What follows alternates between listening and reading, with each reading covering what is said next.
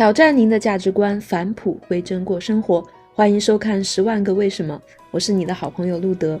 在节目一开始提醒大家订阅我的频道，并打开小铃铛，千万不要错过每周五的精彩节目哦。而且他最大的敌人，是他的近邻，是他的同源的兄弟，也就是我们今天非常熟悉的约旦。如果我们说到约旦，这个巴勒斯坦，其实他们是什么人？是以色列，就是雅各，他的兄弟叫以扫。以扫在圣经上又叫以东。以东为什么叫东嘛？他就是生活在东边，就生活在约旦河的东边。对，就生活在那里。就是今天的巴勒斯坦人不单单只有以东人啊，还有别的一些阿拉伯的民族。但阿拉伯人是谁？我们再会说阿拉伯人是谁？阿拉伯人是雅各和以扫的爸爸叫以撒嘛。往上追一代叫以撒，对吧？以撒生了这对以扫跟雅各。那以扫的爸爸是谁？亚伯拉罕。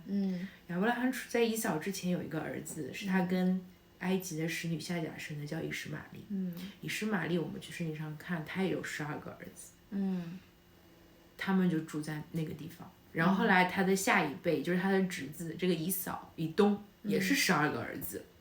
对吧？然后雅各也是12个儿子。那以扫和这个以实玛利这些人这个后代合在一起，其实就是今天阿拉伯人的主体。所以我们今天我们看这些所有的战争，除了埃及不算啊，埃及人不是阿拉伯人，阿拉伯人是阿拉伯人，埃及人是埃及人。埃及人跟亚伯拉罕生了阿拉伯人。那阿拉伯人其实都跟以色列是同源的兄弟，而且这段历史他们互相都认可。就是圣经作为这个历史方面，在专业界还是很有就是可信度的。而且两边无论古兰经也好，还是圣经也好，也都认可这个宗源血缘上的关系。所以以色列真正跟他打仗的，他们互相之间是本族的本源的兄弟。对，然后其他大国是在背后角逐的一些势力，谁在谁后面，谁在谁后面。然后伊朗还有一些其他，像伊朗是波斯人，土耳其也是另一个人种，埃及也是另一个人，但是他们都在这个伊斯兰教的信仰下面，所以信仰让这些阿拉伯人以外的种族也团聚在一起。然后跟着这个以色列。对，所以这个他们的冲突是一个很错综复杂的关系，不光是政治上、历史上，还有就是他们的信仰上，包括在圣经里面这个故事本身就是充满了很多的冲突。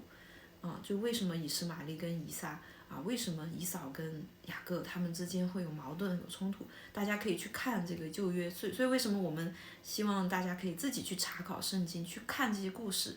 其实真的，我们能够对这些越有了解的话，我们就越能够去明白我们现在所生活的世界发生的事情。不是说这个圣经就是一个好像非常遥远的，跟我们没有任何关系。其实它所有的东西都跟我们今天的生活密切相关。对，它不是一个说这是外国人的神话。对，它其实我们如果看世界3大宗教，真正的那个伊斯兰教跟基督教，它其实都是它的那个典籍重合率有70%。它的起源包括它的民族互相之间的关系非常大。那我们刚刚说到旧约新约其实就是犹太教和基督教，然后整个基督教世界就是从欧洲开始到北美，包括现在南美是天主教。对不对？所以整个世界大半个世界都在这样的一个历史的叙事和宗教信仰的影响里面。到今天，它的文化、它的国家政策、它很多价值观依然在这个体系里面运行，包括欧美跟中东长期以来的一些矛盾，信仰这个是绕不开的一个点。所以，这就是我们生活的世界。这是一个我们无法说因为我是无神论，或者我来自一个无神论的国家，我就可以去不看这些。对，因为这是世界很重要的一个组成部分。对，